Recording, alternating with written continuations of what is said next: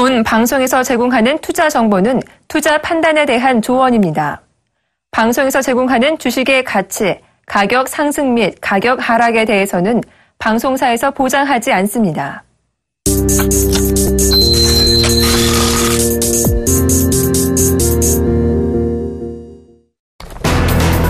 그리스 대책을 논의하기 위한 유로존 정상회의에 앞서 독일과 프랑스 정상은 그리스가 구체적인 안을 내놓아야 한다고 촉구했습니다. 메르켈 독일 총리와 올랑드 프랑스 대통령은 어젯밤 파리 엘리제 궁에서 긴급회동을 갖고 공동 기자회견을 열었습니다. 양국 정상은 채무 협상의 문은 열려 있다면서 치프라스 그리스 총리로부터 정확한 제안을 기다리고 있겠다고 언급했습니다. ECB는 그리스의 긴급 유동성 지원, 즉 ELA 한도 확대 요구를 거부했습니다. ECB는 회의를 갖고 지난달 26일 설정된 ELA 한도 890억 유로를 현행대로 유지하기로 결정했습니다. 특히 IMF의 자금을 상환하지 못한 만큼 앞으로 담보물의 가치를 할인하겠다는 입장도 동시에 전달했습니다. 그리스 정부가 예금 대량 인출 사태에 따른 은행 영업 중단 등 자본 통제 조치를 현지 시간 내일까지 연장하기로 했다고 현지 언론이 보도했습니다. 그리스 당국은 유로존 정상회의에서 그리스와 채권단의 구제금융 재협상이 진행되는 만큼 당초 어제 풀려 했던 은행권 영업 중단을 하루 더 연장한다는 방침입니다. 현금 자동 출금기의 하루 인출한도 60유로는 그대로 유지됩니다. 국제유가가 그리스의 구제금융안 부결과 중국 증시 긴급 부양책 영향으로 석 달 만에 최저치로 급락했습니다.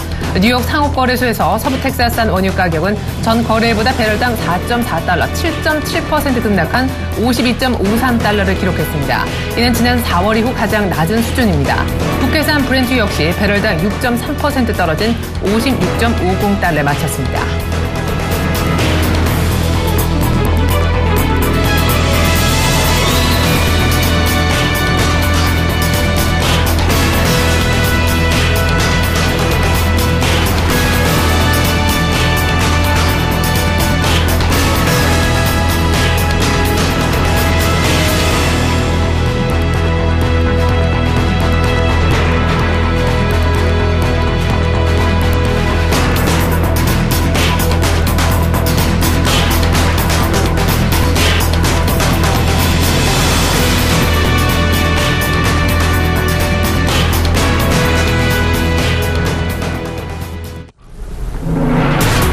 안녕하십니까. 출발증쇼에이드의 최리나입니다. 그리스 국민투표에서 구제금융안이 부결됐죠. 그럼에도 불구하고 뉴욕 증시가 별로 빠지지 않았습니다.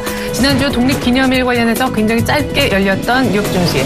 이제 간밤에 처음으로 거래가 재개됐었는데 그리스 국민투표 결과가 반대가 우세했다는 안 좋은 앞뒤를 안고 출발했지만 그럼에도 불구하고 조금밖에 빠지지 않았다라는 얘기입니다. 결국 선전했다는 평가밖에 나오지 않는데요. 어제 우리 증시가 얼마나 빠졌습니까? 거래소 기준으로 코스피가 하루아침에 50포인트를 내주면서 3년 만에 최대 낙폭을 그렸잖아요. 그런데 뉴욕 증시가 별로 빠지지 않았던 것 정말 놀라웠습니다. 사실 주변에 하락 재료는 풍부했었거든요. ISM이라고 하는 전미 공급관리자협회 그리고 마켓이라는 기관에서 미국의 제조업 지표, 서비스업 지표를 모두 집계했는데 복합 PMI, 이 서비스업과 제조업을 아우르는 경기도 별로 안 좋았고 특별히 서비스업 경기도 석 달 연속 둔화세를 보였습니다. 그럼에도 뉴욕 증시가 별로 빠지지 않았고요. 아까 헤드라인에서도 앞서 전해드렸었는데 유가가 하루아침에 7% 급락해서 에너지주가 무너졌음에도 불구하고 뉴욕 증시가 상당히 선전한 그런 인상적인 모습 보여줬습니다. 의외로 그리스 악재를 딛고 별로 빠지지 않았던 간밤의 뉴욕 증시 마감가 살펴보겠습니다. 네, 3대 지수 지금 보여지시는 대로요. 0.3% 정도밖에 하락하지 않았습니다. 심지어 나스닥은 아예 플러스로 마감할 뻔까지 했었었는데요. 물론 다우와 S&P 500은 장중에 1% 가까이 빠졌었다가 낙폭을 많이 줄인 것이기 때문에 지금 봉 차트상은 밑꼬리가 많이 달려있는 그런 상황입니다. 나스닥은 오를 뻔했었기 때문에 윗꼬리가 오히려 달리면서 양봉으로 일단 끝이 나는 인상적인 모습이었습니다. 일단 내일 새벽이죠. 유로존 긴급 정상회담에 한가닥 기대를 거는 그런 눈치가 있었었고요. 유럽 쪽 마감가도 챙겨보겠습니다. 독일과 프랑스 증시는 그렇지만 이것보단 조금 더 흔들렸습니다. 많게는 2%까지 지금 눌리는 모습이 추가적으로 조금 더 진행이 됐는데요. 역시 그러함에도 불구하고 독일의 경우에는 장중에 역시 프랑스처럼 2%가량까지 빠질 뻔했었다가 1.5%로 일단 낙폭을 조금 줄여준 것. 역시 재료는 동일했습니다. 내일 밤에 있을 유로존 긴급 정상회담에서 브렉시트를 벗어날 해법이 나오지 않겠느냐는 일말의 기대감이 있었던 것이죠. 이어서 문제가 됐었던 한번 유가를 보시겠습니다. 유가가 하루아침에 7% 급락, 북해산 브렌트 역시 마찬가지로 6% 후반 급락을 했는데요. 이때 WTI는 52불대까지 쳐졌습니다. 정말 재미없다 할 정도로 사실상 분석이 필요 없을 정도로 배럴당 WTI 기준 60불에서 계속 2달여간을 맴맴 돌았었는데요. 간밤에 무엇이 이렇게 급락을 이끌었는가? 일단 중국 증시가 급락함으로 인해서 중국 사람들이 석유 소비를 줄일 것이다. 중국발 수요 둔화 우려가 있었고요. 그리스 문제가 또 심상치 않게 돌아가자 그리스, 유럽발 수요 둔화 우려까지 겹쳤습니다. 여기에다가 이제 이란의 핵협상 타결이 될 수도 있습니다. 데드라인을 밀어놓은 것이 이제 하루만 더 있으면 마감 앞으로 다가오는데요. 이란산 원유 공급이 늘어날 수도 있다는, 그러니까 수요 부진과 공급 과잉이 동시에 겹치면서 유가의 급락세가 정말 오래간만에 나온 것이죠. 오늘 이 유가 급락은 우리 장에도 충분히 영향을 미칠 만한 재료로 보입니다. 환시장을 잠깐 살펴보겠습니다. 이 유로 가치가 그리스 문제 때문에 계속해서 하락은 하고 있는데 재미있는 부분은 유로 달러 기준 어쨌거나 장중과는 상관없이 결과적으로 1.10달러는 방어를 하고 있다는 점이 되겠습니다. 역시 유로존 긴급 정상회담에 대한 기대감 때문에 이 마지노선은 지켜주고 있는 그런 모습이 되겠고요. 달러 인덱스는 오히려 약간 빠졌습니다. 물론 그리스 문제 때문에 안전자산인 달러에 대한 수요가 있을 수도 있겠지만 앞서 전해드린 대로 미국의 지표가 별로 좋지 않았기 때문에 달러는 큰 움직임은 없었지만 결과적으로는 약간은 빠지는 그런 모습 나타났습니다. 어제 아시아 증시에서 드디어 중국이 반등했죠. 중국이 지난 주말 보내면서 2차 증시 부양책을 내놓았었는데 IPO를 잠정 중단키로 하는 등 그런 내용들이 있었습니다. 어제 중국장은 사실 갭상승으로 출발했었어요. 거의 8% 가까운 급등을 보여서 우와 이제 4천선을 회복하나 하는 순간 역시 많은 변동성을 보인 끝에 플러스 2%로 끝나는 모습이었습니다. 사실 반등 폭은 아쉬웠지만 반등했다는 게 어딥니까? 일본 니케이는 2만선 정도 지켰고 어제 약간 눌리는 그런 모습 나타났습니다만 61선은 지켜줬습니다. 어제 우리 증시 2% 나란한 급락이 있었었죠. 코스피는 보시다시피 한 50포인트 빠지면서 이제 2050선, 2100 안착을 할 새도 없이 급락해버렸습니다. 아예 시원하게 빠졌기 때문에 어찌 보면 어정쩡하게 계속 줄줄 흘러내리는 것보다 낫겠다 싶기도 한데요. 여기서 그리스 문제 관련해서 뭔가 해결책이 정상회담에서 나온다면 사실 급반등도 해볼 수 있겠다는 생각이 들기 때문입니다. 어제거나 어제 많이 빠졌고요. 코스닥도 2% 넘게 급락했습니다. 어제 외국인 기관 할 것 없이 매물이 쏟아졌던 날인데 미국이 선전했다는 점, 어제 많이 빠졌다는 점, 오늘 어떤 모습을 보일까요? 일단은 하루 더 있어야 그리스 관련된 뭔가 결과물을 받아들일 수 있다는 점에서 오늘은 반등이 나와도 기술적 반등 정도에 그칠 공산도 있어 보입니다. 출발 증시와 이제 시작하겠습니다.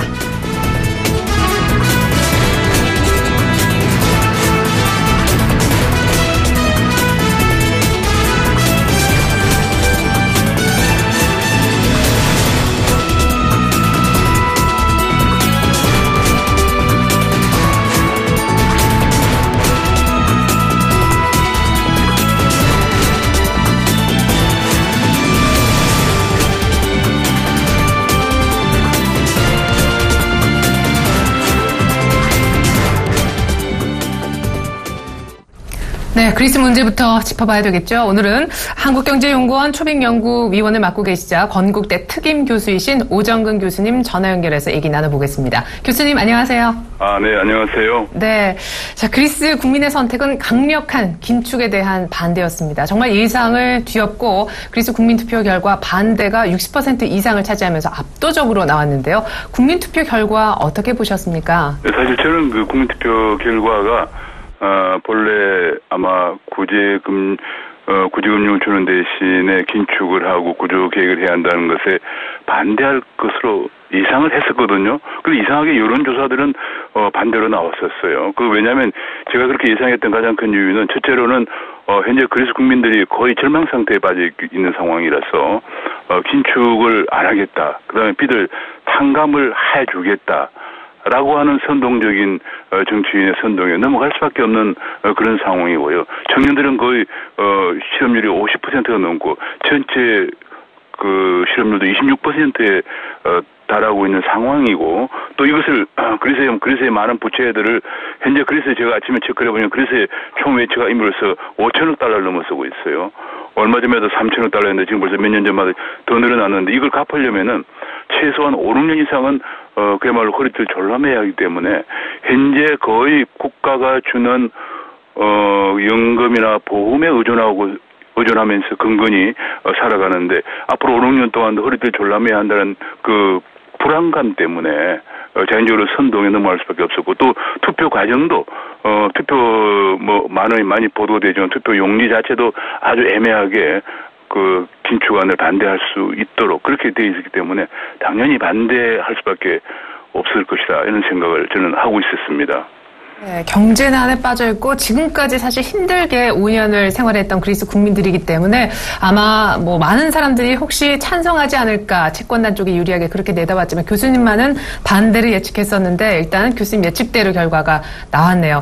이런 가운데 독일과 프랑스 정상 그리고 유로존 정상들이 긴급하게 하루 뒤 바로 내일 새벽에 모여서 회의를 할 거라고 합니다.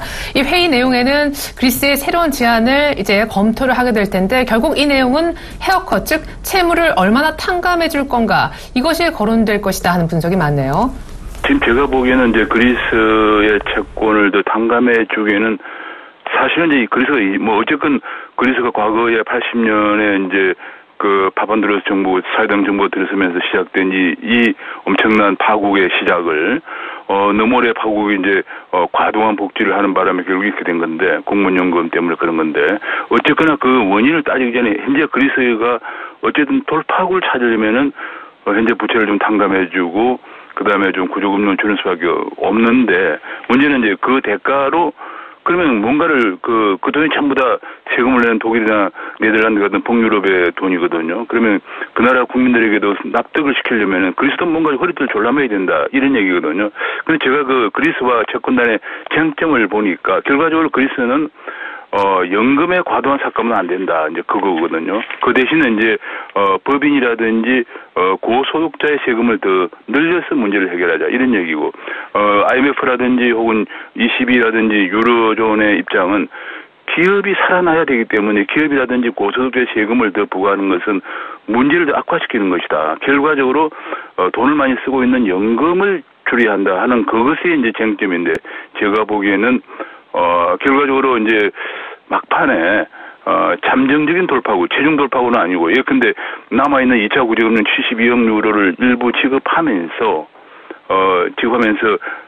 협상을 좀 더 이틀 만에 내일 당장 결론 내는 건 아니고 좀 더 가져가는 왜냐하면 연금을 줄인다는 것은 치프라스의 정치적 노선과 반대되는 치프라스는 계속 좌파 정부이기 때문에 법인들과 기업들과 그다음에 고소득자의 세금을 더 걷어야 된다는 얘기고 IMF나 유로존의 생각은 그것이 그렇게 하면 문제가 더 해결이 안 되기 때문에 연금을 줄여야 한다는 완전히 기본 철학과 노선의 차이이기 때문에 제가 보기에는 이것을 잠정적으로 일단 그리스를 완전히 그렉시트는 안 시키고 70억 유로 남은 것을 좀 주면서 어느 정도 잠정 합의를 가져가고 그다음에 좀 더 시간을 가지고 구체적인 협상을 도출하지 않겠는가 이렇게 생각이 됩니다.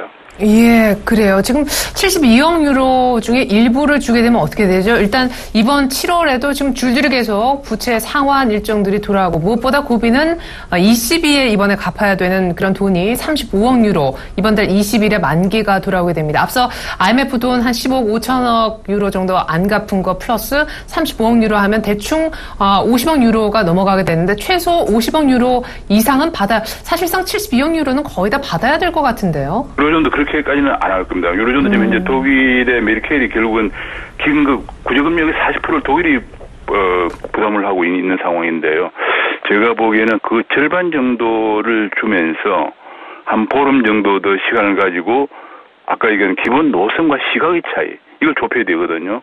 이걸 좁히는데 결과적으로 그리스 국민들도 이제 합리적으로 생각하면 당장은 연금을 좀 적게 받지만은 기업을 살려서 경제를 살려야만 된다 하는 그런 것을 인식을 하게 해야 되는데 문제는 정권이 이제 그와 반대되는 노선을 계속 주장하고 국민을 선동하는 정권이기 때문에 아마 그 절반 정도 주면서 한 보름 정도 더 협상의 시간을 가지는 이런 잠정적인 타결이 내일 나오지 않을까 저는 그렇게 생각을 하고 있습니다. 오늘은 이제 가장 유럽의 중요한 양대 독일과 프랑스는 이제 아무래도 좌파 정권이고 그리스에 좀 우호적이고 돈을 많이 되는 독일이 양 정상 회담이 있고 내일 또 유로존 긴급 정상회담이 있는데 그래서 제가 보기에는 여기서 그런 정도로 가져가서 한 보름 더 시간을 버는 수순을 가지 않을까 싶습니다. 네, 그렇군요. 뭐 어떤 엄청난 극적 타결이라기보다는 그렉시트는 둘 다 피하고 싶으니까 잠정적인 타결하면서 서로의 시각차를 좁혀나가는 그런 그림들을 예상해 주셨어요. 이런 가운데 ECB가 간밤에 회의를 열었었는데 유럽중앙은행이죠. 그리스의 지금 유일한 돈줄이라고 할 수 있는 긴급 유동성 지원 EL의 한도를 더 이상 늘리지는 않고 현행 그대로 유지를 했습니다. 문제는 이제 그리스 은행권에 지금 현금이 사실상 없는 상태에서 문을 닫고 있는데 영업을 하루 더 중단하겠다 이렇게 언급을 했네요. 그렇습니다. 878억 달러의 긴급 유동성 자금을 지원해주고 있는데 이미 이것도 다 쓰고 이제 현재 보도된 바에 의하면 약 5억 유로밖에 남지 않아서 하루에 약 1인당 60유로, 약 7만 5천 원. 이걸 20유로로 줄여서 하루에 2만 5천 원 정도밖에 인출을 못하게 하고 1,000만 원 이상 예금된 사람들은 한 20% 정도를 깎겠다. 이렇게까지 나오면서 일단은 이제 은행을 문을 닫았어요. 닫았는데 돈이 없기 때문에 문을 여는 순간 인출을 하니까 한 1인당 한도를 60유로에서 20유로 줄인다는 보도가 나오고 있거든요. 그러면 그냥 그래서 은행도 돈이 없다. 국고도 비어 있고 돈이 없다는 얘기예요. 돈이 없기 때문에 그래서가 이제 ECB는 이 협상을 유리한 고지를 끌어가기 위해서 돈을 일단 중단을 했습니다. 계속 ECB가 돈을 공급할 수는 없는 거예요. 그래서 이제 제가 보기엔 이것이 이제 이것도 협상 전략인데 제가 보기엔 그래서 그리스가 아마 결국은 뭐 그래서 이제 한 이틀밖에 남지 않은 게 운명이 완전 국민들은 뭐 지금 돈이 하루에 2만 5천 원, 7만 5천 원밖에 인출을 못 한다 그러면 이건 뭐 생활이 안 되는 사람들이 너무 많이 생기는 거니까 그래서 제가 보기엔 아마 그래서는 완전히 지금 그 풍전등화에 몰려 있는 상황이라서 이거 뭐 제가 보기엔 아마 조금 노선을 바꾸지 않을까 이게 연금을 조금 줄이면서 줄이지 않을까. 그리고 가장 중요한 게 공기업을 민영화해야 되거든요. 우리도 옛날에 97년대 자산을 팔았어요.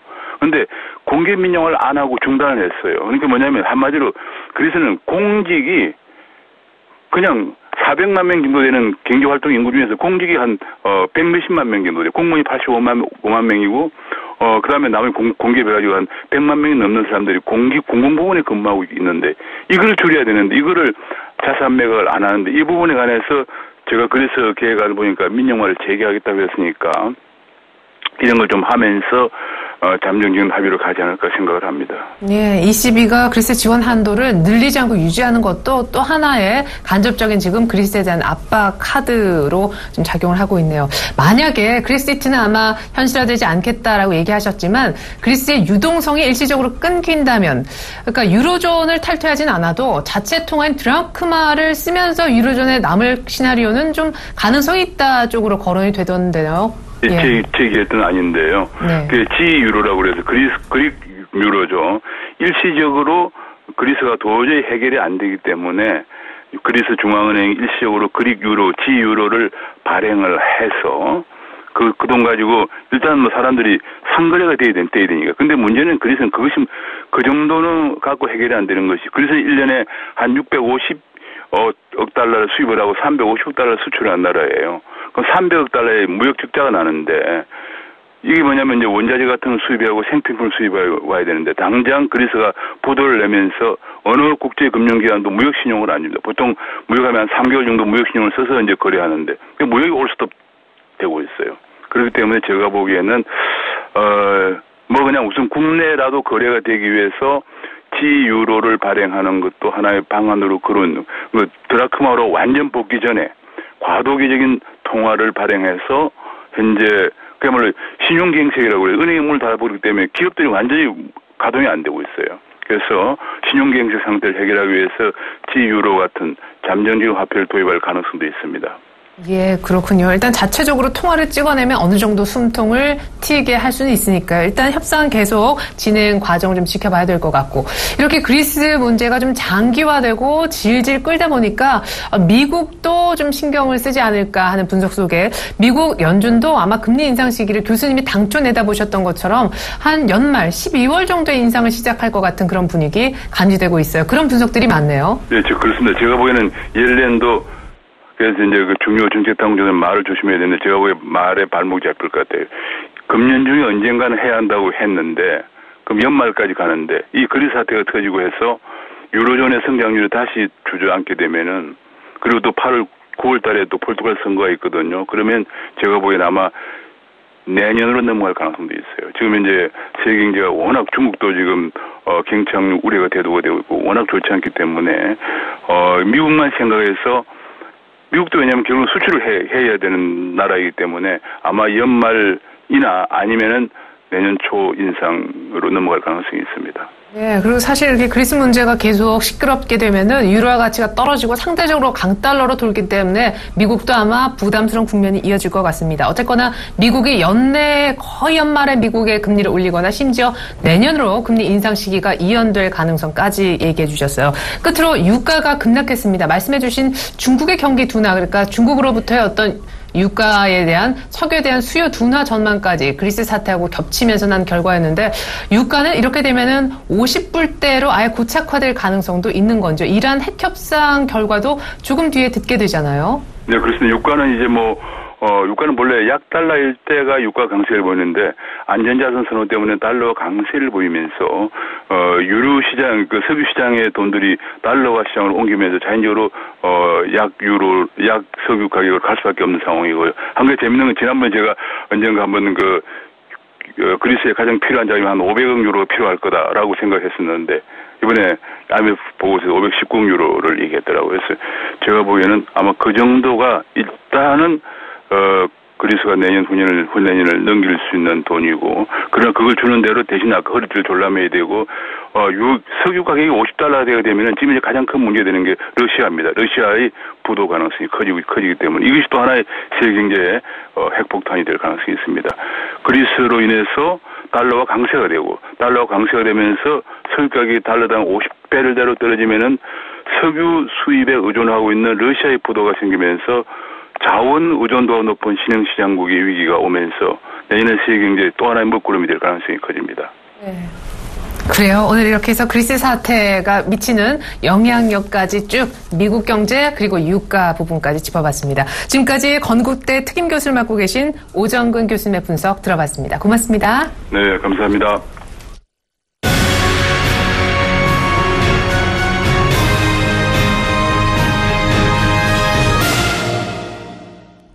네, 잠시 후면 개장 전에 삼성전자 2분기 잠정 실적이 공개됩니다. 의외로 갤럭시 S6와 엣지의 판매가 부진했다라는 평가 속에 오늘 잠정 실적이 좋지 않게 나올 가능성이 농후한데요. 어제 이미 주가는 출렁이면서 그리스 사태까지 겹친 가운데 3%나 급락한 그런 상황입니다. 삼성전자 주가 전망 그리고 삼성전자 잠정 실적이 이번 어닝 시즌에 시사하는 바 점검해 보겠습니다. 오늘은 HMC 투자증권 노근창 센터장님 특별히 전화 연결합니다. 안녕하세요, 센터장님. 반갑습니다. 네, 안녕하십니까. 반갑습니다. 네. 예.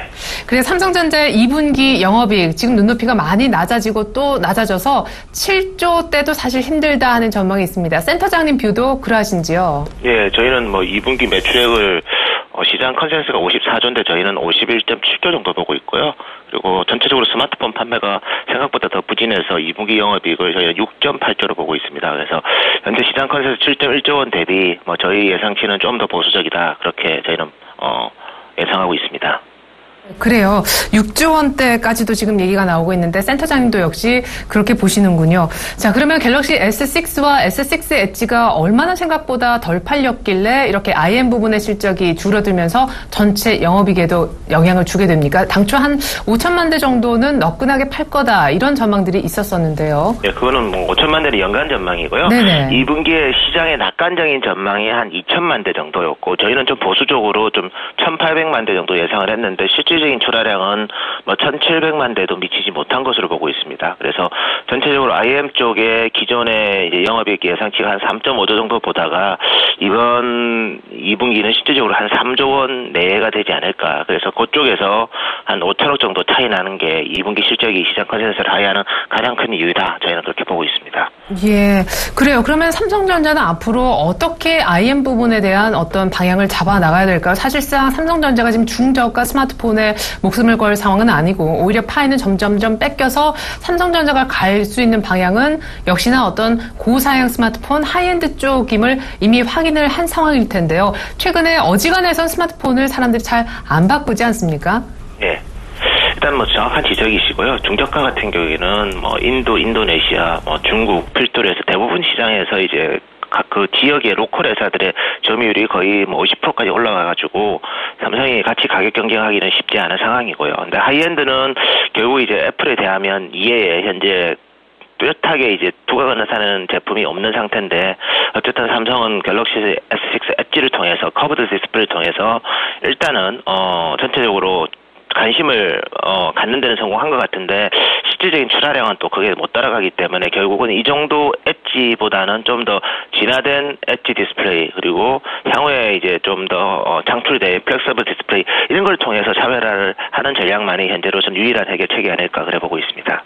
예, 그러면 IM 부문을 좀 따로 떼서 별개로 반도체 부문의 2분기 영업이익은 괜찮을지 선전하고 있을지 그 부분을 좀 여쭤보고 싶은데 사실은 마이크론에 대한 특별히 PC D램 부분 삼성전자한테는 사실 비중이 상당히 낮아져 있는 부분이기도 합니다만은 이 부분에 대한 걱정이 하이닉스 그리고 삼성전자까지도 영향을 조금 주고 있다는 분석도 있는 것 같아요. 어떻습니까? 지금의 IT 제품의 가장 큰 특징은 대부분 다 이제 사고 싶은 제품이 없을 정도로 다 가지고 있다는 거고요. 특히 PC 같은 경우에는 D램 가격이 2분기에만 13% 정도 1분기 대비 빠졌습니다. 그만큼 PC 수요는 여전히 급감하고 있다는 거기 때문에 전체적으로 지금 수요 전반적인 이축 그리고 삼성전자도 뭐 PC D램이 이제 벤치마크이 되기 때문에 모바일 D램이랑 그다음에 서버 D램 가격에 일정 부분 영향을 줍니다. 그리고 지금 또 하이엔드 스마트폰 같은 경우에는 뭐 애플 이외에는 뚜렷하게 지금 판매 호조를 보이는 데가 없기 때문에 사실은 이제 판매처가 또 많지 않다는 것도 삼성전자 메모리 반도체 사업이 갖고 있는 또 어떻게 보면 딜레마일 수 있습니다. 그래서 전체적으로 반도체는 지금 메모리 쪽은 이제 올해가 정점이 될 가능성이 있을 것 같고 영업이익 기준으로 그래서 SK 하이닉스도 내년에 대해서는 어쨌든 좀 고민이 됩니다. 반면에 삼성의 시스템 반도체가 2분기부터 흑자 전환이 예상되고 3분기에는 어쨌든 뭐 전략거래선으로 시스템 반도체 출하량이 더 증가할 거기 때문에 삼성전자의 그 반도체 부문은 일단은 하반기에도 소폭 개선되지 않을까 그렇게 보고 있습니다. 예, 그리고 하이닉스는 걱정되지만 삼성전자는 그래도 시스템 반도체가 있기 때문에 반도체 전체적인 부분 하반기에는 아마 기대를 좀 걸어볼 수 있을 것 같다 이렇게 얘기해 주셨어요. 사실 주가도 많이 빠지고 있습니다만 주가 얘기하기 이전에 삼성전자 3분기 아까 잠깐 하반기 얘기하셨는데 3분기에는 뭐 신제품 출시 얘기도 있고요. 여러 가지 기대 요인들이 좀 계절적으로 있다라고 하는데 3분기는 2분기보다는 조금 나아질 요인들이 있나요? 일단 반도체는 좀 개선되는 요인이 있고요. 네네. 왜냐하면 시스템 반도체 그 애플향으로 나가는 그 시스템 반도체 실적 개선이 있기 때문에 그리고 아이폰의 신제품에 삼성전자가 또 모바일 D램도 또 상당히 의미 있게 나갈 것 같습니다. 그래서 반도체는 뭐 소폭 개선되는 여지가 있고요.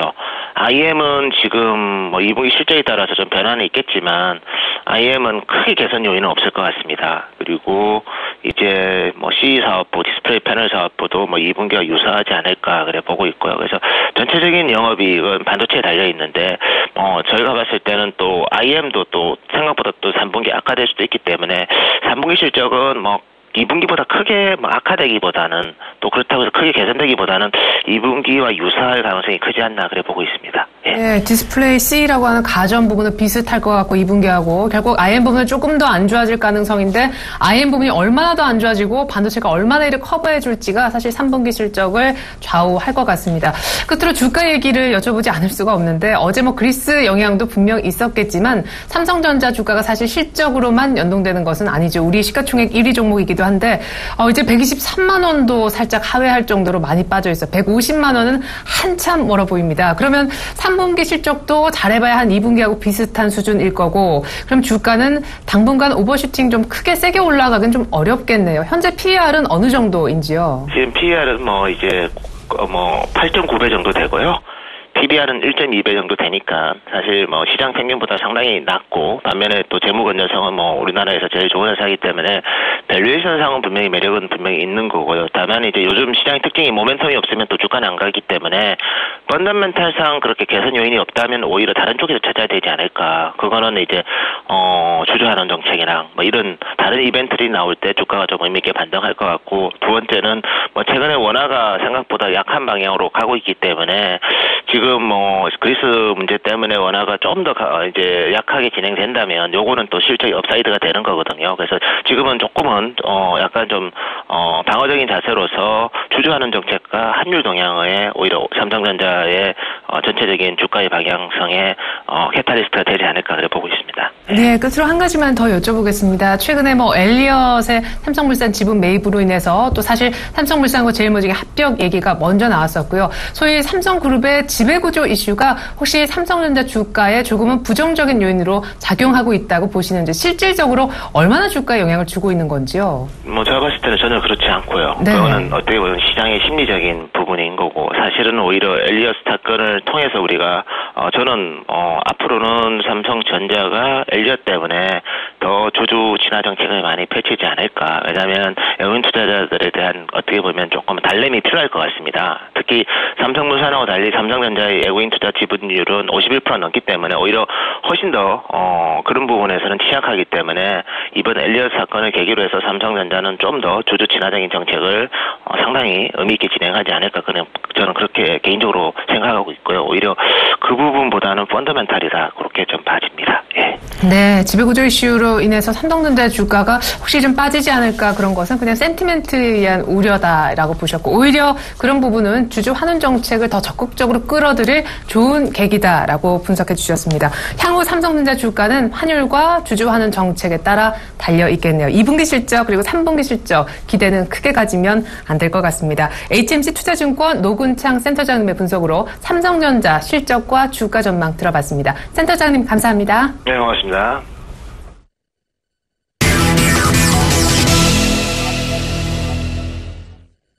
네, 이번엔 신시황의 대가 모시고 국내 시장에 필요한 전략 세워보죠. 오늘은 SK증권 영업부 PIB센터 이재광 이사님 만나보겠습니다. 정말 오래간만인 것 같아요. 이사님 안녕하세요. 네, 안녕하세요. 네, 안 계신 동안, 못 뵌 동안 많은 일이 있었습니다. 일단은 가장 굵직한 이슈는 그리스의 국민투표에서 국민의 60% 이상이 구제금융안, 그러니까 긴축안에 반대를 했다는 점인데, 그것 때문에 어제 미국은 의외로 별로 안 빠졌지만 우리가 어제 3년 만에 최대폭으로 급락해서 2050선에 왔습니다. 일단 전일 글로벌 증시 포함해서 쭉 리뷰 먼저 해주시죠.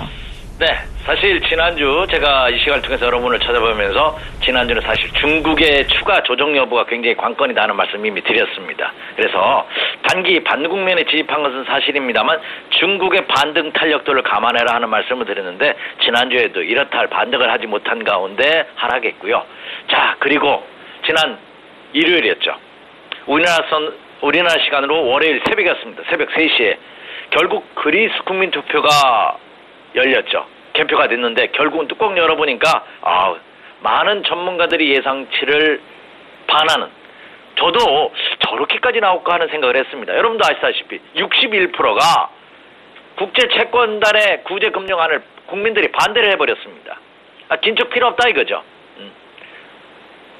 자기들이 고통을 감수하면서까지 구제금융안을 받아들일 필요가 없다는 것이 그리스 국민들의 선택이지 않았나 생각이 됩니다. 그 여파로 인해서 국내 증시를 포함한 동남아 증시가 크게 하락하는 그런 모습을 보였습니다. 자, 근데 반면에 미국 시장과 유럽 시장은 어때요? 우리보다 조금 늦게 시작하죠. 그것도 참 속상합니다. 그래서 오늘 새벽 끝난 뉴욕 증시 아침 시작은 개파락하면서 하락폭을 키웠습니다만 오히려 시간이 지남에 따라 하락폭이 둔화되는 그런 모습을 보였습니다. 경기 지표도 좋지 않게 발표가 됐죠. 그럼에도 불구하고 미국 시장이 오히려 낙폭을 줄였던 것은 이 그리스발 악재가 이미 더 이상 새로운 것이 아니라는, 물론 그리스 국민투표가 국민들의 구제안 반대 의견이 61%가 넘었다는 그 소식으로 인해서 그렉시트라든지 남유럽 국가들이 추가 디폴트 가능성, 위기감 가능성이 고조될지도 모른다는, 확산될지도 모른다는 우려감이 상존하면서 이것이 해결되기까지는 다소의 시간이 필요할 것으로 전망은 됩니다. 하지만 이미 발생한 악재에 대해서 미국 시장은 그래도 긍정적으로, 침착하게 받아들이는 그런 모습을 보였다 이렇게 생각이 됩니다. 미국 다우존스 공업지수 주가 차트 한번 띄워주시죠. 미국 시장의 모습을 보면은요, 네, 물론 기조 자체는 어때요? 네, 깨져 있어요. 기조 자체는. 반등이 이렇다 할 반등을 주지 못한 가운데 다우존스 공업지수 보시면은 아래 꼬리 길게 달아서 낙폭을 줄이는 모습을 보였습니다만 이것으로 인해서 바닥이 확인됐다 이렇게 단정 지을 수 없습니다. 오히려 기조는 어때요? 하락 기조입니다. 아직까지. 이것이 상승으로 전환되기까지에는 다소 시간이 필요하겠죠? 그때까지는 좀 보수적인 투자 전략을 강구해야 되는. 하지만 말씀드렸다시피 밑으로 빠지는 가격의 조정보다는 옆으로 기간 조정의 가능성이 한층 더 짙게 내포되고 있는 그런 모습이다 이렇게 생각이 됩니다. 자, 이제 유럽으로 가보죠. 사실 유럽 국가들은 국내 시장보다 하락폭이 더 깊으면 어떻게 되나 생각했는데 그래도 생각보다는 그래도 유럽 증시도 1%에서 2%대 하락세를 보였죠. 그러니까 어차피 당사 국가인 유로존이 그 직격탄을 맞는 그런 모습을 보였습니다. 자, 독일 지수 한번 보면서 설명드리죠. 독일 증시도 하락폭을 키우면서 하락을 했습니다. 한 1.5% 정도 독일 닥스 지수가 하락을 했죠. 아침 시초가 대비해서는 오히려 양봉의 모습을 보이는. 물론 장중한 때 소폭 보합 근처까지도 약보합 근처까지 낙폭을 줄였다가 되밀리는 모습을 보였습니다만 어때요 차트? 깨진 모습입니다. 유럽 증시도 추세는. 근데 어때? 직전 저점대에서 그래도 저점 매수는 형성되는 그런 모습이죠. 그래서 유럽 증시와 미국 증시의 흐름을 이렇게 객관적으로 놓고 본다면 어때? 기조 자체는 지난주 기조 자체가 하락 기조가 이어지고 있는. 그런데 중요한 것은 뭐냐? 미국과 유럽 시장이 그동안 상승 탄력도의 기조를 쭉 꾸준히 계속 상승하다가 그리스발 악재로 해서 하락한 것이 아니라 이미 1주 전, 2주 전부터 조정을 보였다는 점입니다. 그렇다고 본다면 미국과 유럽 증시는 상승 전환하는 데까지 다소 시간은 걸리겠지만 여기서 급락보다는 바닥을 찍으러가는, 바닥을 다지는, 바닥을 확인하는 이런 과정이 필요하지 않나 이렇게 생각이 됩니다. 자, 이제 아시아 증시로 가보도록 하겠습니다. 먼저 중국 증시 보죠. 이 중국 증시가 키포인트입니다. 사실은 지난주에도 제가 이 시간을 통해서 중국 증시의 흐름에 대해서 면밀히 검토를 해드렸어요. 1차 부양책이 나왔죠. 그리고 2차 부양책 또 나왔죠. 2차 부양책 중국에서 루머를 단속하겠다. 그리고 거래 증권사별로 안정기금을 조정해서 하겠다. 그러니까 이런 상해종합지수가 3,700선이 붕괴되는 모습을 보이자 2차 부양책마저 중국 정부가 내놓는 그런 모습을 보였습니다. 이렇게 또 붕괴된다면 어때요? 3차 부양책도 또 나올 수가 있다는 얘기죠. 자, 그런데 중국 증시는 어때요? 중국 상해종합지수 차트 한번 띄워주시기 바랍니다. 수직 하락하는. 지금 근 한 달 가까이 수직 하락하는 모습을 보이면서 그냥 내려 꽂고 있는, 참 올라갈 때도 무섭게 올라가지 빠질 때도 참 무섭게 빠지는 그런 모습입니다. 물론 지금은 침체 국면입니다. 그래서 하락할 때마다 반등을 주겠지만 이 반등을 여러분 먹으려 하지 마시기 바랍니다. 혹시 요즘은 해외 직구처럼 해외 직접 투자가 가능하죠. 중국 직접 투자하시는 분들이 많은 것 같아요. 근데 중국 직접 투자하시는 분이라 할지라도 하락했다는 이유만으로 매수에 들어가는 거 굉장히 위험하다고 말씀드렸습니다. 중국도 보시면 급락에 따른 반등은 있겠지만 기조 자체는 여전히 하락 기조는 이어지고 있다 이렇게 생각이 됩니다. 자, 일본 증시도 그리스발 여파를 해서 하락하는 그런 모습을 보였죠. 자, 이제 국내 증시 보도록 하겠습니다. 제일 중요하죠. 자, 국내 증시 먼저 국내 코스피장 일봉 차트 한번 띄워주시기 바랍니다. 좀 2100포인트까지 회복하면서 완전히 바닥 탈출 신호를 보였습니다만 하루 만에 붕괴시키는 일주일 내내 고생해서 2주일 고생해서 올려놨더니만 단 하루 만에 그 상승폭을 모두 반납한 가운데 2050포인트대로 회귀하는 그런 모습을 보였습니다. 어제 자기 폭락하면서 국내 대표 증권사들이 리서치 센터장을 포함한 책임자들이 그 의견을 내놨죠. 거의 2000포인트 붕괴는 기정사실이고요. 어떤 분은 1800선까지도 하락할 수 있지 않느냐 하는 의견들이 제시되는 걸 여러분도 뉴스를 통해서 보셨을 겁니다. 어제의 모습으로 본다면 국내 증시도 다소 추가 조정에 대비해야 되는 그런 모습을 보여주고 있다 이렇게 생각이 되고 있죠.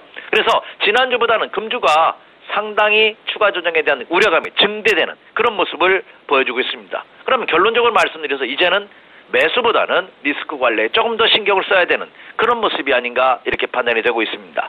더군다나 금주는 뭐가 있습니까? 옵션 만기가 있습니다.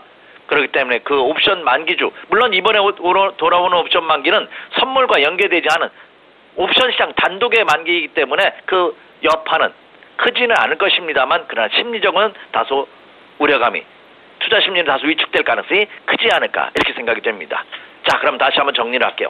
국내 시장을 포함한 동남아 증시도 해외 증시와 마찬가지로 오히려 해외 증시보다 더 영향을 크게 받았다. 특히 국내 증시가 가장 큰 영향을 받았는데 국내 증시는 지난 2012년 6월 4일 잊어먹지도 않습니다. 그때도 2.8% 50포인트가 넘는 급락을 보였거든요. 그때도 그리스발 디폴트 우려감이 얘기되면서 국내 증시를 폭락으로 이끌었습니다. 그 이후 3년여 만에 최대의 낙폭을 기록하면서 공포가 강인 확산되고 있는 그런 모습을 보여주고 있습니다만 제가 지난주도 언급해드렸다시피 상승 전환대까지는 시간이 걸리겠지만 오히려 급락의 가능성보다는 옆으로 횡보하면서 지리하게 바닥을 다지는 그런 모습이 예상되고 있지 않나 이렇게 생각이 됩니다. 글로벌 증시도 그렇고 우리도 그렇고 조금 지루하게 기간 조정을 받을 가능성이 농후해졌다 하셨는데 사실은 2100의 회복이기까지 빠르게 갭을 다 메우면서 2100에 안착하는 듯해서 상당히 분위기가 좋았었는데 말씀해 주신 대로 어제 급락.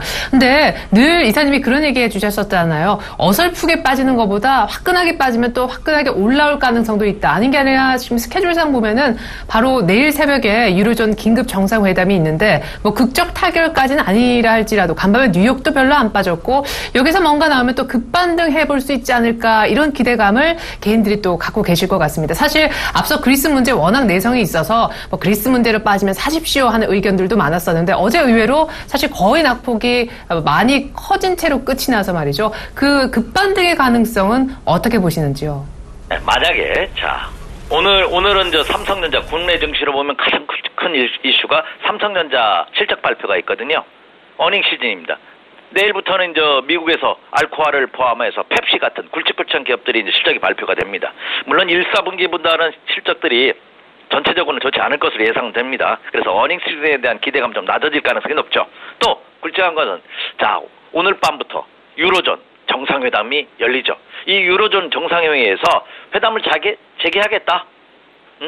그 그리스 치프라스 총리가 국민투표에서는 부결됐지만 나 협상할 용이 있다. 유로존은 내가 벗어날 가능성이 없다는 등 어떤 좀 굉장히 우호적인 발언으로 협상이 타결된다고 해서 급등을 만약에 했다고 한다면 또 얻어맞을 겁니다. 급락 반등을 주는 것은 나쁘지는 않습니다만 그로 인해서 상승 전환되기는 힘듭니다. 왜냐하면 유로존 정상회의에서 어떤 합의점을 찾아가는 모습을 보인다 하더라도 그것이 단시일 내에 깨끗하게 정리되지는 않을 것이라는 거죠. 그렇다면 뭐냐? 지금 심리가 위축된 상태에서 추세가 이탈한 상태이기 때문에 올라오면 제가 앞에 모두 언급해드린 바와 같이 모든 투자자들이 일단 현금 비중을 높여 가지고 하는 심리가 강합니다. 그래서 안전자산인 금 같은 투자를 더 이 경기가 어렵거나 위기 상황에 오면 확산되는 것이기 때문에 그렇죠. 그렇다고 본다면 급락 이후에 급반등 가능성 충분히 있습니다만 이것이 상승으로 전환되는 과정을 확인할 필요가 있지 않나 이렇게 생각이 됩니다. 그래서 투자 전략은 지금 시점에서 그렇죠? 길이 아니면 가지 말라고 했죠. 우리가 투자를 하면서도 가장 확실하다고 생각해서 들어가도 손해볼 수 있는 것이 주식 투자입니다. 그런데 지금 역시 유동 시중이 국내 외적으로 불안한 요인들이 너무 많습니다. 이런 상황에서는 다소 보수적인 투자 전략을 강구하는 것이 오히려 상승 시에는 현금 비중을 조금 더 늘려놓는 것이 좋지 않을까 이렇게 생각이 됩니다. 심리도 안 좋고 추세도 이탈되고 굳이 지금 살 필요는 없겠다. 리스크 관리, 현금 비중 계속 강조해 주셨습니다. 오늘도 삼성전자의 2분기 잠정 실적도 확인해야 될 이슈죠. 지금까지 SK증권영업부 PIB센터의 이재광 이사님 전략 들어봤습니다. 이사님 감사합니다. 네, 감사합니다.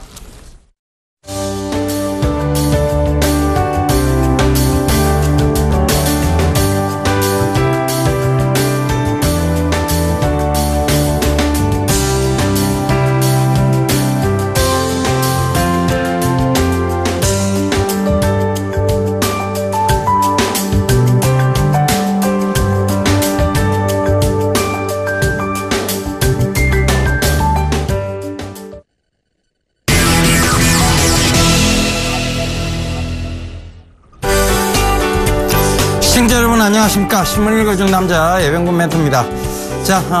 그리스의 대책 없는 질, 이것이 결국은 한국 정치의 발목까지 잡았습니다.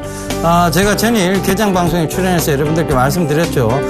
바로 기관의 스탠스가 중요하다. 결과적으로 외국인의 눈치를 보면서 기관이 많이 던지게 된다면 오늘장 급락을 나올 수 있기 때문에 오늘장은 매수를 해야 될 시점이 아니다. 오늘장보다는 오히려 내일장이 매수해야 될 시점이고 내일장보다는 모레장이 매수해야 될 시점이라는 얘기 분명히 전일 전해드렸습니다.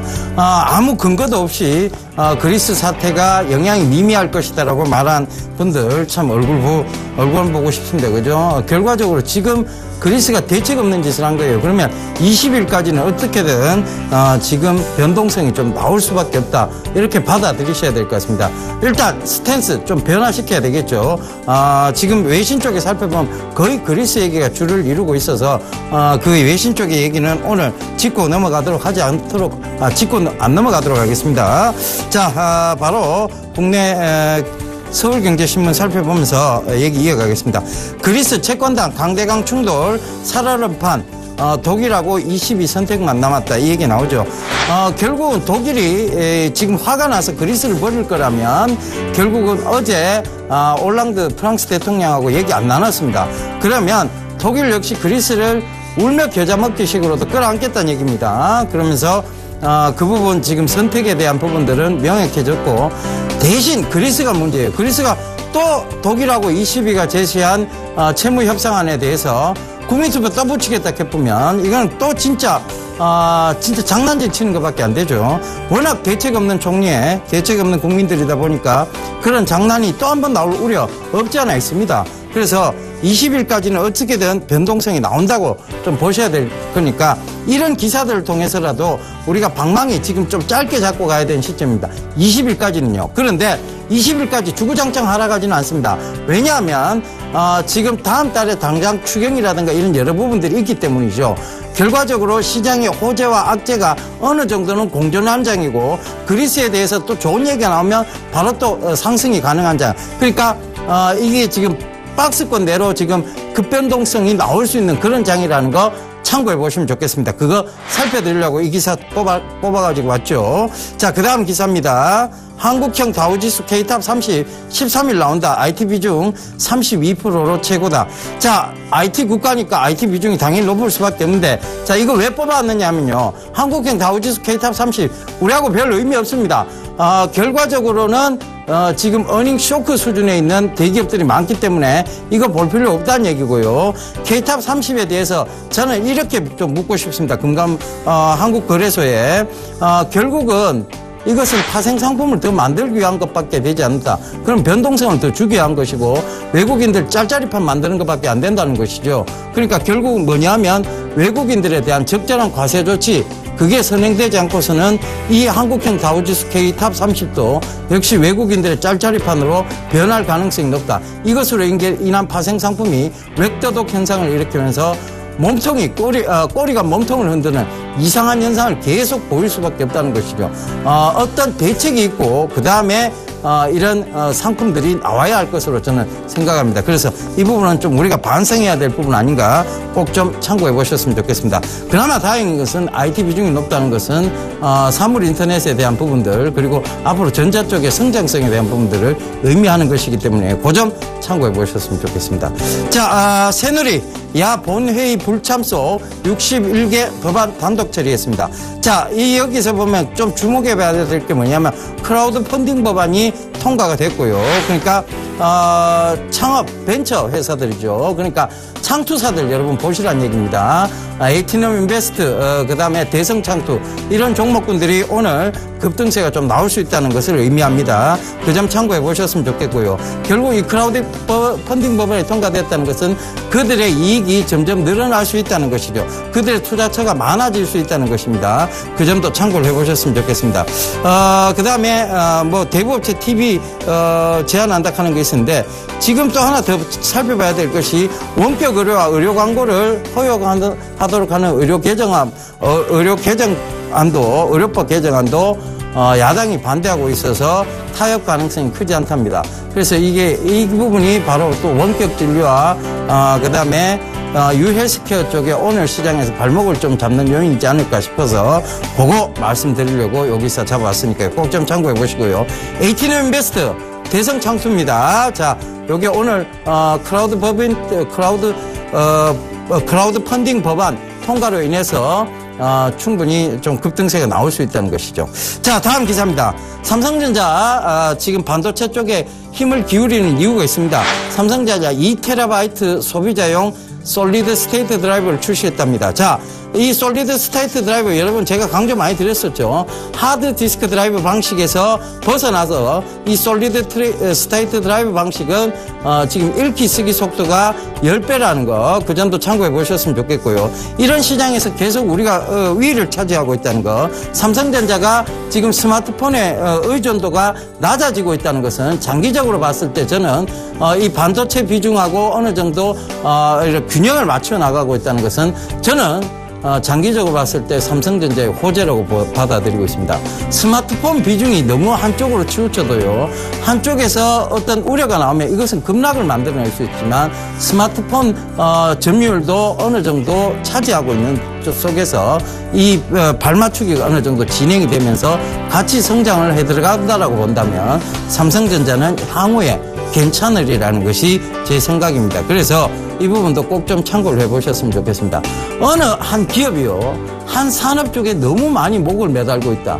그것은 리스크 요인입니다. 결과적으로 스마트폰 쪽의 매출 비중이 이 반도체 쪽으로 넘어오고 있다는 것도 결국은 좋은 부분입니다. SSD 점유율이요, 삼성이 37%입니다. 인텔이 16%이기 때문에 월등히 앞서가고 있는 것이죠. 2배가 넘습니다. 그 점을 참고해 보시더라도 삼성전자의 지금 주가 하락은 너무 과도한 우려가 아닌가, 너무 언더슈팅이 아닌가, 그렇게 보시면 좋을 것 같습니다. 자, 다음 기사 바로 살펴볼게요.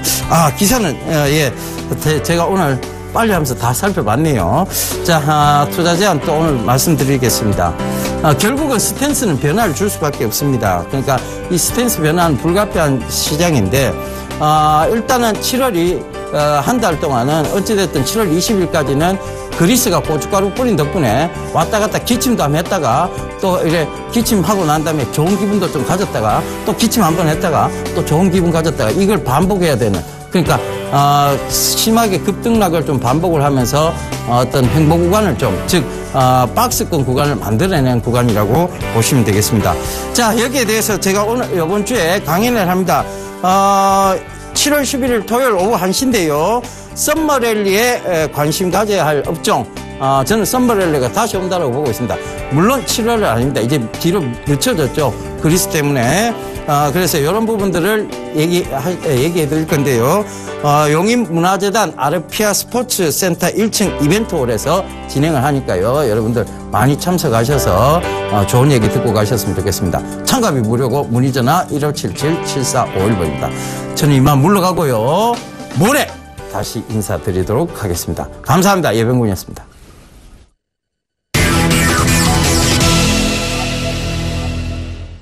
네, 기억하기 쉬운 7월 7일 화요일 아침 삼성전자 2분기 잠정 실적이 나와서 간단하게 전해드립니다. 2분기 잠정 영업이익이 6조 9천억이 나왔습니다. 역시 눈높이를 낮췄던 게 유효했네요. 7조에 못 미쳤고요. 역시 보수적으로 봤던 증권가의 평균 6조 8천억 정도 수준으로 나왔습니다. 6조 9천억, 7조 때 그래도 끝까지 포기 안 했던 증권사로서는 살짝 실망스러운 그런 수치라고도 보여집니다. 잠정 매출은 48조였었는데요. 오늘 이 같은 삼성전자 2분기 잠정 실적이 주가에 어떻게 반영이 될지 잠시 후 그 부분은 2부에서 짚어드리겠습니다. 이두코멘토 연결해야죠. 샘플러스 이두코멘토님 만나러 여의도로 나가보겠습니다. 오늘 좀 늦게 뵀네요. 안녕하세요.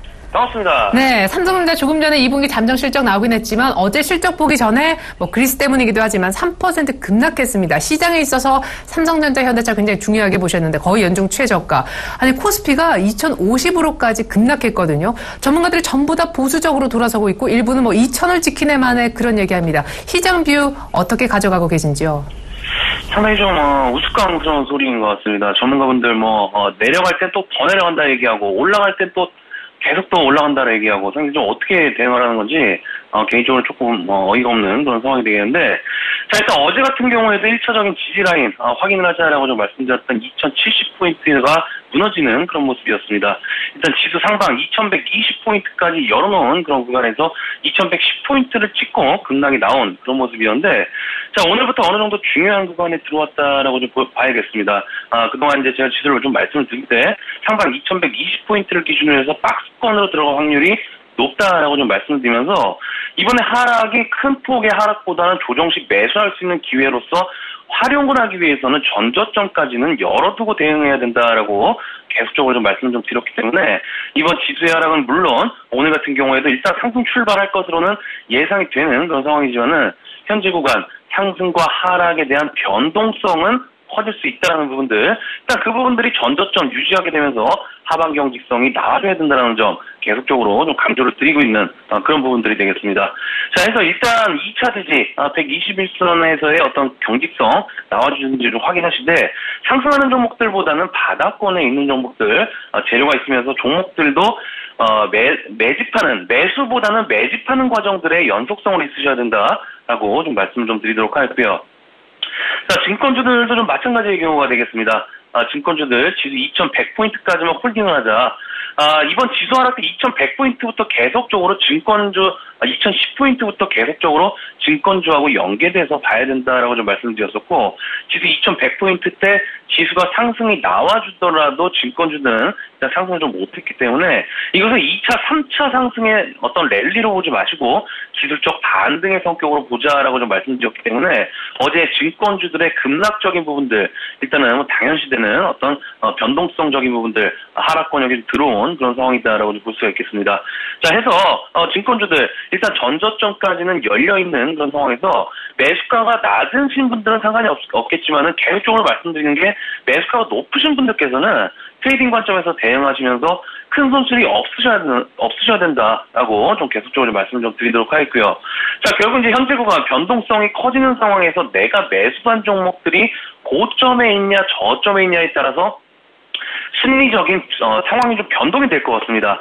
바닥권에 있는 종목이다라고 했을 때는 여유 있게 빠져봐야 매수야 이렇게 좀 생각할 수 있겠지만은 상승하는 종목들 따라잡으신 분들께서는 얼마만큼 빠지지? 얼마에서 반등하지? 상당히 좀 많은 생각들이 심리적인 부분들로 지배를 할 수가 있는 그런 부분이기 때문에 이것이 판단 능력이 흐려지게 된다라고 했을 때 상당한 어떤 매매 스케줄적인 부분에도 타격이 있을 수 있는 어떤 그런 부분이기 때문에 계속적으로 고점에서 매수하지 말자라고 위험성을 언급드리고 있는 겁니다. 자, 해서 계속적으로 바닥주들 추천을 좀 드리고 있는 그런 부분인데 우리 시청자분들께서 계속적으로 이걸 놓치시는 것 같습니다. 지금 시장이 상당히 좀 많은 종목들이 저점에서 상승을 했기 때문에 상승하는 종목들 따라잡아도 되겠지 하는 가겠지 하는 심리적인 그런 부분들이 좀 많은 것 같은데 그 타이밍을 놓쳐버리게 된다면 되돌릴 수 없는 갈 길을 갈 수밖에 없는 그런 상황이기 때문에 항시 고점에서 하신 분들은 리스크 관리 철저히 신경 쓰셔서 큰 손실이 없으셔야 된다라고 좀 볼 수 있겠고요. 자, 그런 관점에서 바닥권에 있는 종목들 어제 이제 SM 같은 경우 좀 추천을 좀 드렸었죠. NH 엔터테인먼트 같은 경우에도 조정 시 매수 관점 일단 6만 원대 바짝 붙일수록 매수 강도를 높여보자라고 좀 말씀드렸는데 자, 일단 NH 엔터 어제 3% 정도 하락이 좀 들어오게 되면서 한번 수익 실현한 이후에 조정권에 들어온 그런 모습들.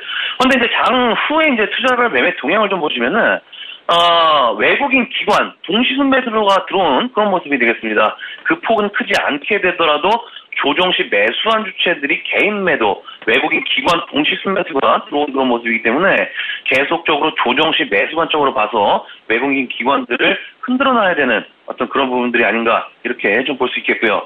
자, SM 같은 경우 어제 5일선을 기준으로 해서 서서히 분할 매수 관점으로 말씀을 좀 드렸던 부분이 되겠죠. 소녀시대의 컴백적인 부분들, 이번 주에 공개되는 상황에서 정부 정책에 대한 어떤 이슈들, 그리고 호텔 신라와 면세점 관련된 사업 이슈들 존재되고 있는 상황이기 때문에 점진적으로 바닥권에서 저점을 높일 것으로 예상하고 매수하자라고 좀 말씀 좀 드렸던 부분이기 때문에 이번 지수 하락 시 전저점 유지 여부 39,900원 유지된다고 했을 때 최대한 평균 단가를 잘 맞춰서 끌고 나가시는 전략이 유효한 어떤 그런 부분이지 않나 싶습니다. 해서 SM 같은 경우 일단 현재 박스권을 사실 이제 작년 11월 달에 이 SM이 23,000원대까지 하락을 했습니다. 작년 11월 달부터 박스권에 갇혀 있는 그런 모습들. 하지만 이번에 저점을 유지하고 있는 상황에서 박스권 돌파형이 나온다라고 했을 때 한 번쯤은 슈팅이 나올 가능성을 예상하고 있는 어떤 그런 시점이고 구간이기 때문에 SM을 포함해서 놀자주들의 움직임 지속적으로 관찰하시면서 NH 엔터, SM 그래도 조정 시 매수 관점 유지하자라고 좀 말씀 좀 드리도록 하겠고요. 자, 코스피 지수는 현재 좀 말씀드렸던 대로 2120포인트를 돌파하지 못하고 조정권에 들어온 모습입니다. 하지만 지수 하락이 나온다라고 하더라도 내 종목에 대한 신뢰도가 높은 상황이다라고 하면은 크게 겁먹지 않으셔도 될 것 같습니다. 현재 내 종목에 대한 신용도가 얼마인지 또 그 차트의 모양이 고가인지 반드시 확인하셔서 철저히 리스크 관리부터 신경 쓰면서 트레이딩 관점 유지를 하자라고 좀 말씀드리면서 정리를 해드리도록 하겠습니다. 오늘 스타트업 팩토리는 여기까지입니다. 고맙습니다. 네, 여전히 급등주들이 아닌 바닥주들을 매집해 나가는 과정 중요하다 언급해 주셨는데요. NH엔터는 여전히 매수가 유지가 됐으면 하셨었고요. SM은 전저점인 3만원대 초반만 안 깨면 역시 평단가를 최대한 낮춰서 모아가는 전략 여전히 유효하다라고 보셨습니다. SM은 전일 목표가를 42,000원이라고 잡아주신 바 있죠. 간밤에 그리스 우려에도 불구하고 뉴욕 증시가 첫 반응이 나쁘지 않았다라는 점 전해드리겠습니다. 약보합으로 선전했던 뉴욕 증시 보고 우리 증시 오늘 어떤 모습 보여줄까요? 삼성전자 2분기 잠정 실적이 공개된 아침이기도 합니다. 전 잠시 후 2부에 시가 들고 다시 오겠습니다. 고맙습니다.